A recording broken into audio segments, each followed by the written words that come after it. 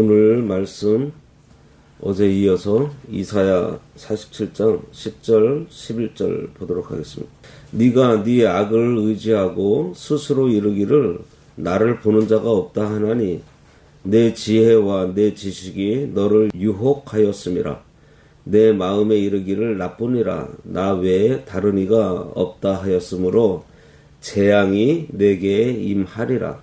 그러나 내가 그 근원을 알지 못할 것이며 손해가 내게 이르리라. 그러나 이를 물리칠 능력이 없을 것이며 파멸이 호련히 내게 임하리라.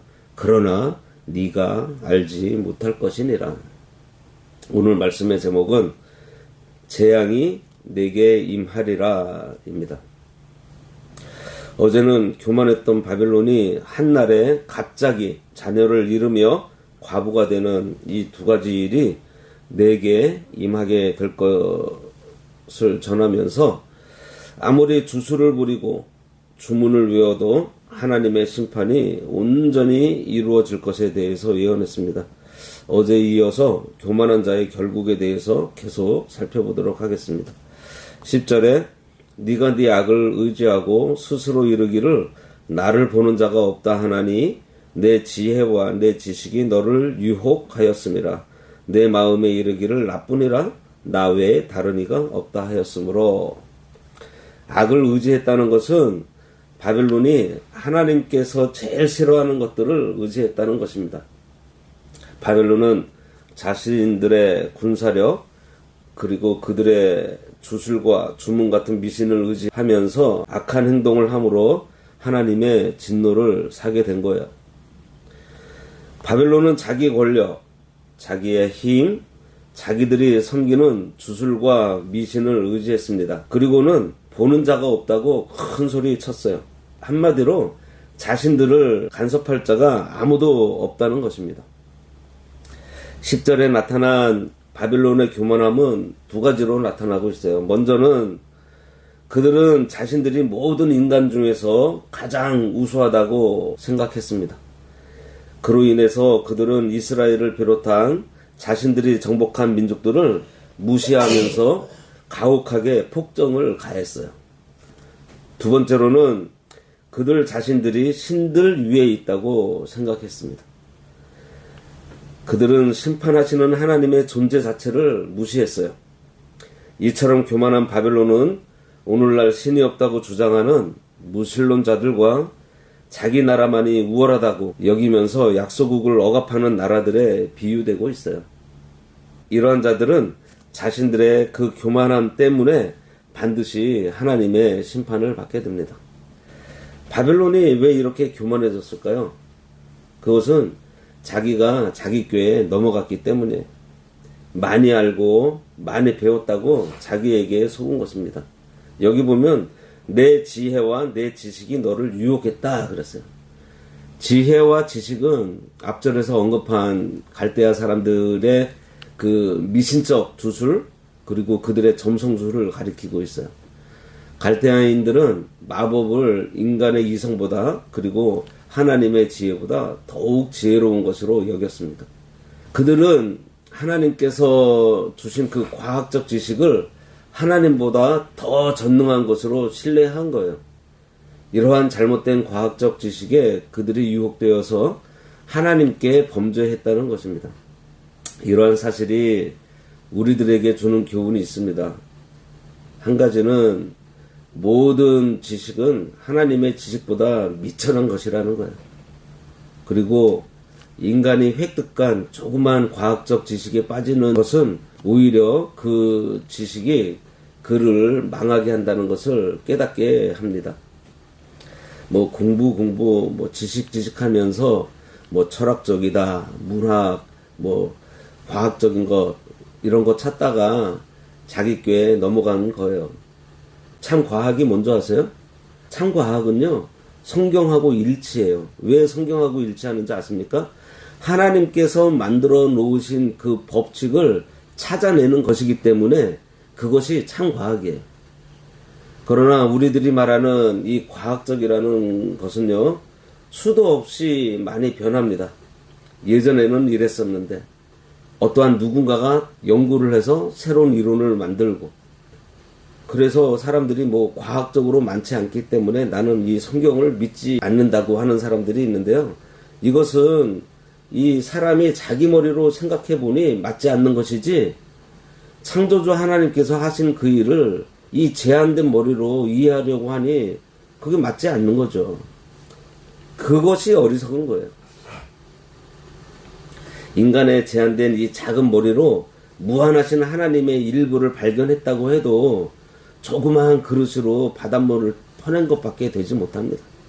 그런데 바벨론은 자기가 남들보다 좀 더 알고 있다는 것에 속아서 자기 외에는 아무도 가치가 없다고 여긴 거예요. 그러니 다른 민족들을 그렇게 학대한 것입니다. 정말 교만해졌어요.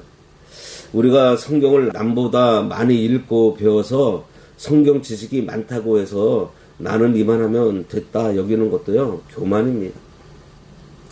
참으로 성경을 많이 읽고 배워서 바르게 깨달은 사람은요, 크고 무한하신 하나님 앞에서 작아질 수밖에 없어요. 바르게 깨달은 사람은 하나님 앞에 겸손합니다. 그리고 배우면 배울수록 늘 새로운 진리를 깨닫게 되어서 또 새롭고 그 새로운 진리를 깨달음으로 참 은혜를 받게 되어 있어요. 세상 책은 아무리 좋은 내용이라고 해도요, 2번 이상 읽기가 쉽지 않습니다. 하지만 이 성경은요, 읽고 또 읽어도 읽을 때마다 새로워요. 그렇잖아요. 11절, 재앙이 내게 임하리라. 그러나 내가 그 근원을 알지 못할 것이며, 손해가 내게 이르리라. 그러나 이를 물리칠 능력이 없을 것이며, 파멸이 호련히 내게 임하리라. 그러나 내가 알지 못할 것이니라. 재앙이 내게 임하리라 그랬습니다. 본문에서 이 재앙이라고 번역된 히브리어 라하는 이 10절에 있는 악과 동일한 단어입니다. 그래서 이 말씀은 악이 내게 임하리라 라고 번역되는 것이 우리가 더 이해하기가 좋아요. 이렇게 볼 때 이 말씀은 바벨론이 행했던 악한 것들, 그들의 잔혹함, 이 포악함이 그들에게 그대로 임할 것이고, 그것의 원인은 그들이 저질렀던 우상숭배와 포악한 행위 때문이라는 사실을 말하고 있는 거예요. 자기가 행한 그 악을 그대로 돌려받게 된다는 것입니다. 네가 그 근원을 알지 못할 것이며 손해가 내게 이르리라. 그러나 이를 물리칠 능력이 없을 것이며 파멸이 호련히 내게 임하리라. 바벨론이 갑작스럽게 하나님의 심판을 당하지만 그 재앙의 원인이 무엇인지 알지 못하므로 그 재앙을 막지 못한다는 거예요. 그들은 그 재앙을 내린 신이 누구인지를 전혀 알지 못해서 그 신을 달래 그 재앙을 막을 제사조차 드리지 못했다는 것입니다. 이것은 그들이 모든 생사화복의 참 주관자이신 하나님을 전혀 생각하고 있지 못하다는 거예요. 바벨론이 망할 때 벨사살이 하나님 성전에서 가져온 금 그릇에다가 술을 따라 마시면서 계속해서 죄를 짓고 있었어요. 그때 하나님의 저울에 달아보니 가벼워서 못 쓰겠다는 강력한 깨달음을 손가락에 글씨로 써서 보여주는데도 돌이키지 않습니다. 그때라도 깨닫고 눈물로 회개하면서 돌이켰다면 좋았겠지만 전혀 그거를 알려고 하지도 않고 그 원인을 깨닫지 못했습니다. 심지어 다니엘의 해석까지 해줘요. 그러면서 하나님께서 심판하실 거라고 얘기를 합니다. 그런데도요, 여전히 죄를 지어요. 여기 보면 그러나 네가 알지 못할 것이다 그랬습니다. 바벨론 사람들이 그 재앙의 원인을 알기 위해서 아무리 그들의 지혜와 지식 그리고 점성술, 마술 등을 동원해도 알지 못한다는 거예요. 결국 전혀 깨닫지 못하니 재앙이 이르게 되고 파멸이 임하는데 갑자기 임하게 되어서 피하지 못한다는 것입니다. 알아야 대비를 할 텐데 알려 하기는커녕 자신들의 지혜와 지식을 믿고 사치하며 방탕하다가 갑자기 망하게 된다는 것입니다. 기도하겠습니다. 바벨론에 재앙이 내린 것은 그들이 교만하여 행하던 악이 고스란히 자신들에게 임한 것이라고 했습니다.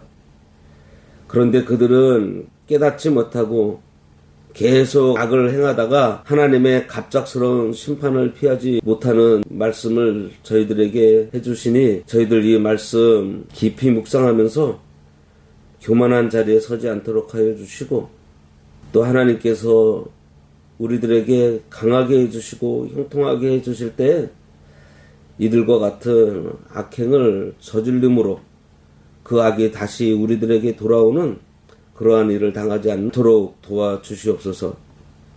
하나님 아버지, 지금 이 세상은 바벨론이 자신들의 지혜와 힘과 그들의 주술을 의지한 것처럼 하나님보다 과학을 더 신뢰하며 인간들의 지혜와 교만이 하늘 높은 줄 모르게 높아져 가고 하나님이 없다 하는 어리석음에 빠져 있는 것을 저희들이 보지만 우리 성도들은 그러한 세상의 흐름에 휩쓸리지 않고 더욱 하나님만 의지하도록 늘 깨닫고 지혜를 얻는 자리에 서도록 도와주시옵소서. 예수님의 이름으로 기도드리옵나이다. 아멘.